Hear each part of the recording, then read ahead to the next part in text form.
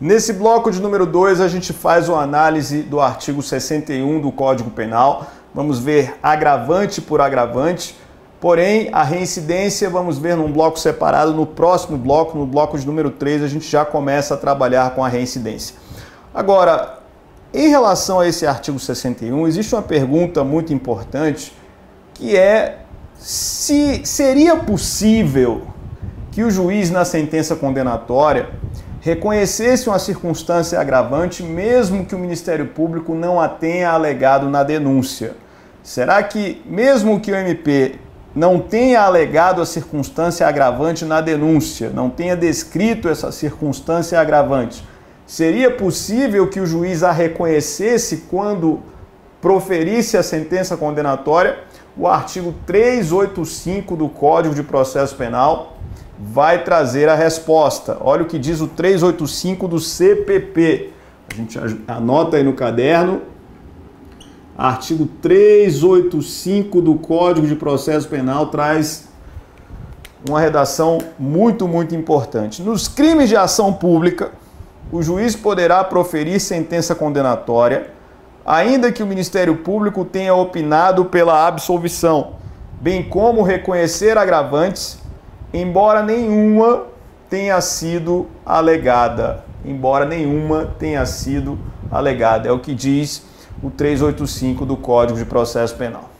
Então veja, imagine, por exemplo, que o crime tenha sido praticado no âmbito das relações domésticas.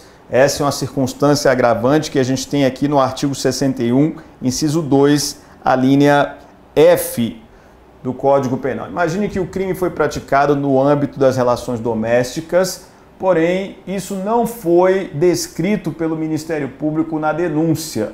Poderia o juiz, verificando no contexto probatório essa circunstância, reconhecer a circunstância na sentença condenatória? O artigo 385 do CPP admite.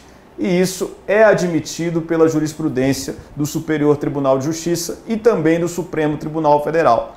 Os tribunais superiores não veem qualquer problema quanto ao fato do juiz reconhecer circunstância agravante na sentença, mesmo que o Ministério Público não tenha em nenhum momento alegado essa circunstância. Basta que o juiz possa extrair do contexto probatório, do panorama probatório, essa circunstância agravante, ele já estaria apto a reconhecê-la quando proferisse a sentença condenatória. Mas existe posição contrária na doutrina.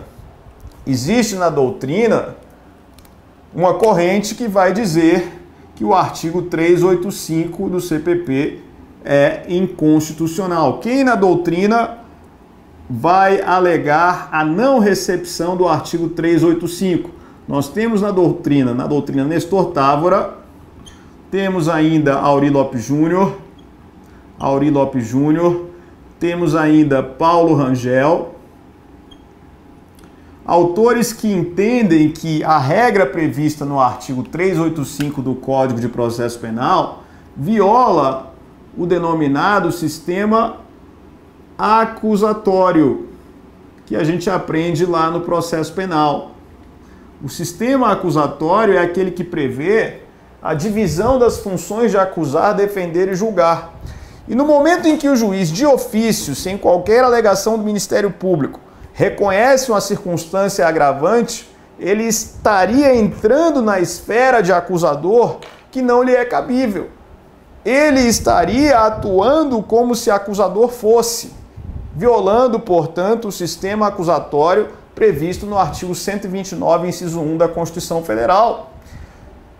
Então, vamos ter corrente doutrinária de renome, Aury Lopes Júnior, Nestor Távora, Paulo Rangel, alegando a não recepção, essa é a melhor expressão, melhor até do que inconstitucionalidade, mais técnico, a não recepção do artigo 385 do Código de Processo Penal pela Constituição Federal de 1988. Então a gente tem nos tribunais superiores a admissão desse reconhecimento de ofício por parte do juiz e na doutrina uma corrente forte alegando a não recepção do dispositivo do artigo 385 do CPP. Em relação a esse rol do artigo 61, a gente vai fazer a análise de um por um, e eu já disse, inclusive, que a reincidência vamos trabalhar num bloco à parte, no terceiro bloco a gente já começa a falar de reincidência, mas temos o seguinte aqui, são circunstâncias que sempre agravam a pena quando não constituem ou qualificam o crime. Veja só, antes de o juiz fazer incidir um agravante do artigo 61 do Código Penal, ele precisa verificar se essa agravante já está prevista em algum tipo penal como inerente ao tipo, ou se está prevista como uma qualificadora, por exemplo. Então, se já houver previsão da circunstância como inerente ao tipo penal ou como uma qualificadora do delito, o juiz naturalmente não fará incidir a circunstância agravante sob pena de bis in idem. Esse artigo 61 do Código Penal, ele traz a vedação ao bis in idem. O artigo 61 veda o denominado bis in idem, proíbe o denominado bis in idem. O bis in idem que nada mais é do que a responsabilização de alguém duplamente por um mesmo fato. Ou seja, o mesmo fato faria com que a pena aumentasse 2 vezes. Isso não é admissível no direito penal. É o princípio da vedação ao bis in idem. Não se admite que alguém seja punido 2 vezes pelo mesmo fato. Se uma mesma circunstância, portanto, serviu de qualificadora para o delito, não será possível que essa circunstância sirva também para o agravamento da pena. E a gente vai ver aqui, notadamente nesse inciso 2, algumas questões que foram parar nos tribunais superiores para os tribunais terem que avaliar se havia bis in idem ou não. Então a gente tem aqui o seguinte, no inciso 1 temos a reincidência, que a gente já viu que veremos no próximo bloco separadamente, e o inciso 2 traz o seguinte, ter o agente cometido o crime, letra A, por motivo fútil ou torpe. O motivo fútil, que é aquele motivo pequeno, o motivo diminuto, o motivo torpe, que é aquele motivo abjeto, o motivo vil. Esses motivos, quando presentes em relação à prática do crime, quando circunstâncias da prática do crime, constituem agravantes genéricas a serem avaliadas na segunda fase. Mas veja, por exemplo, se num homicídio qualificado pelo motivo fútil ou motivo torpe, essas qualificadoras do motivo fútil ou motivo torpe forem reconhecidas pelo jurado no tribunal do júri, obviamente o reconhecimento no tribunal do júri impedirá que o juiz utilize a mesma circunstância na segunda fase da dosimetria, porque a qualificadora já é apreciada na primeira fase. Então, num homicídio qualificado pelo motivo fútil, por exemplo, tendo havido o reconhecimento em plenário dessa qualificadora, não será possível que o juiz faça incidir o motivo fútil ou o motivo torpe na segunda etapa. Isso constituiria bis in idem se o juiz assim fizesse. A letra B traz o seguinte, para facilitar ou assegurar a execução, a ocultação, a impunidade ou vantagem de outro crime. Veja que também no crime de homicídio, no artigo 121, parágrafo 2º, inciso 5, existe uma qualificadora com esse teor. Logo, se num crime de homicídio a qualificadora for reconhecida pelos jurados, obviamente jamais o juiz vai poder fazer incidir essa letra B. Agora, essa circunstância que está na letra B não é inerente ao crime de furto e também não qualifica o crime de furto, por exemplo. Então, se alguém pratica um crime para facilitar a execução de um furto, poderá então responder pela circunstância agravante aqui da linha B. Então, exemplificando, uma pessoa furta uma chave de fenda, realiza um furto de uma chave de fenda, para que essa chave de fenda seja utilizada num outro furto de uma residência. 2 furtos, portanto, foram praticados. O furto de uma chave de fenda para o furto de uma residência. Veja que O furto da chave de fenda foi realizado para facilitar a execução do furto da residência. Nesse caso, a circunstância agravante poderá incidir em relação ao furto da chave de fenda. Compreendeu aí? Isso porque essa circunstância agravante não é inerente e não qualifica o delito de furto. Logo, o juiz pode fazer incidir na segunda fase do método trifásico. A letra C traz o crime praticado à traição de emboscada ou mediante dissimulação ou outro recurso que dificultou ou tornou impossível a defesa do ofendido. Então a gente tem aqui também uma circunstância que constitui qualificadora em crime de homicídio e que, se reconhecida pelos jurados em plenário, o juiz não poderá, no crime de homicídio, fazer incidir essa qualificadora. Mas pode ser, por exemplo, que um crime de latrocínio seja praticado à traição. E aí, sendo o crime de latrocínio praticado à traição, tal circunstância poderá incidir na segunda fase, considerando que ela não é inerente ao crime de latrocínio e nem qualifica o delito de latrocínio. O juiz, então, pode fazer incidir na segunda fase do método trifásico. A letra D, a linha D, traz o seguinte: com emprego de veneno, fogo explosivo, tortura ou outro meio insidioso ou cruel, ou de que podia resultar perigo comum. Então eu tenho aqui, por exemplo, no artigo 61, uma circunstância que qualifica o crime de homicídio. Aí você já sabe, sendo reconhecida a qualificadora em plenário, não pode o juiz fazer incidir na segunda fase. Mas a gente pode ter, por exemplo, um estupro que foi praticado com emprego de veneno, ou seja, o indivíduo, o estuprador, ele dá um veneno para que a vítima passe mal, não morra, mas para que ele possa praticar o estupro estando a vítima numa condição de não poder se defender.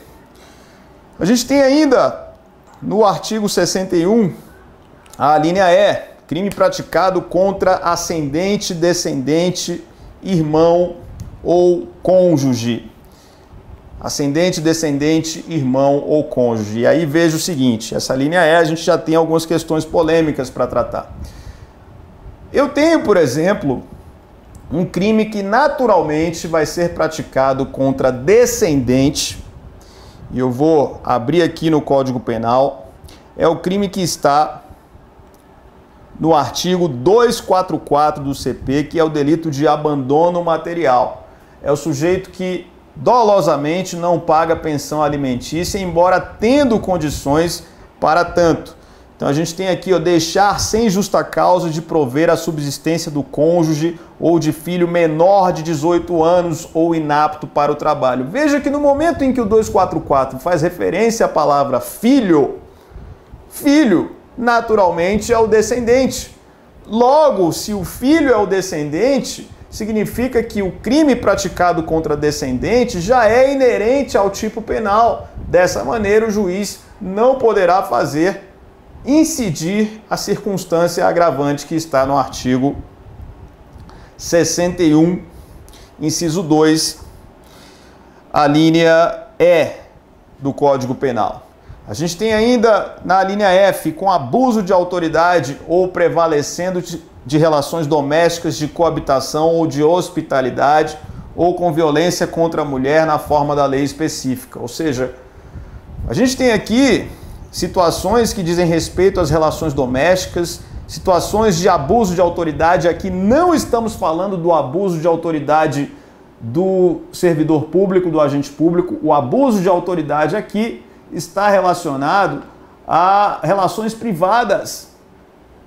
A autoridade do tutor em relação ao tutelado, por exemplo. Esse abuso de autoridade não é o abuso de autoridade do agente público que está aqui na linha F. E aqui a gente tem na parte final, ou com violência contra a mulher na forma da lei específica. Em relação a linha F, temos que pontuar uma questão importante que diz respeito ao delito de feminicídio. Então, o feminicídio, ele está no Código Penal agora como um homicídio qualificado.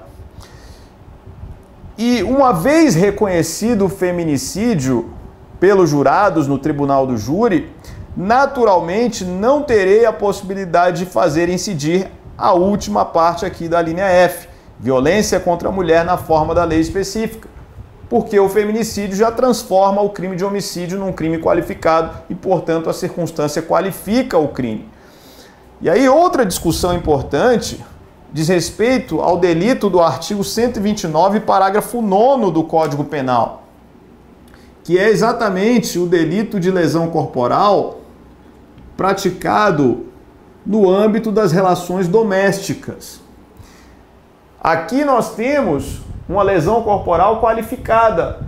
Em vez de apenas ser de 3 meses a 1 ano de detenção, que é o que ocorre na lesão dolosa simples, aqui, na lesão corporal do artigo 129, parágrafo 9º, vamos ter uma pena mais alta, uma pena que varia de 3 meses a 3 anos de detenção. E nesse artigo 129, parágrafo 9º, eu tenho uma peculiaridade. Ele não fez referência à violência doméstica específica contra a mulher. Ele fez referência à violência doméstica como um todo, de modo que, mesmo que a vítima seja homem, havendo lesão corporal no âmbito da violência doméstica, a pena prevista é de 3 meses a 3 anos de detenção. De maneira que, se no âmbito da violência doméstica for praticado um crime de lesão corporal contra a mulher, eu terei a aplicação do 129, parágrafo 9º, ok.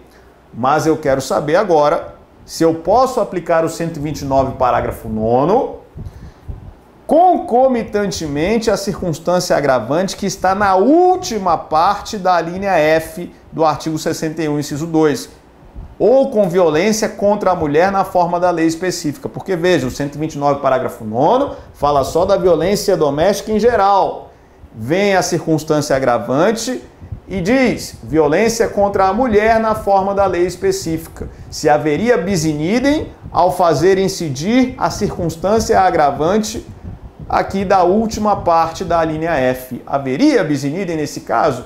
O STJ afirmou que sim, que há bis in idem e, portanto, a circunstância agravante aqui da linha F não pode ser aplicada concomitantemente ao artigo 129, parágrafo 9º do Código Penal. Isso é importantíssimo, isso já andou caindo em prova. Veja, se ocorrer um crime de lesão corporal contra a mulher no âmbito da violência doméstica, o agente responde por lesão corporal qualificada com pena de 3 meses a 3 anos de detenção. E o juiz não pode fazer incidir a última parte do artigo 61, inciso 2, a linha F, sob pena de bis in idem. Ele estaria aumentando a pena 2 vezes pelo mesmo fato, o que não é possível segundo o princípio da vedação ao bis in idem. Ninguém pode ser punido 2 vezes pelo mesmo fato. A gente tem ainda a linha G, que traz mais uma circunstância agravante, crime praticado com abuso de poder ou violação de dever inerente a cargo, ofício, ministério ou profissão. E eu chamo a atenção para essa linha G, porque essa linha pode ser praticada, pode ser utilizada também nos crimes culposos. Então, se o sujeito viola um dever inerente a cargo, ofício, ministério ou profissão, ele responderá pelo crime culposo na modalidade imperícia, e a imperícia permite o agravamento da pena na forma do artigo 61, inciso 2, a linha G. A linha H traz o seguinte, contra criança, e aí você sabe que o ECA define criança como as pessoas menores de 12 anos, crime contra criança, contra maior de 60 anos, enfermo ou mulher grávida. E aqui o que eu chamo a atenção é para o seguinte, para a incidência dessa linha H, é necessário que o agente tenha ciência da condição da vítima.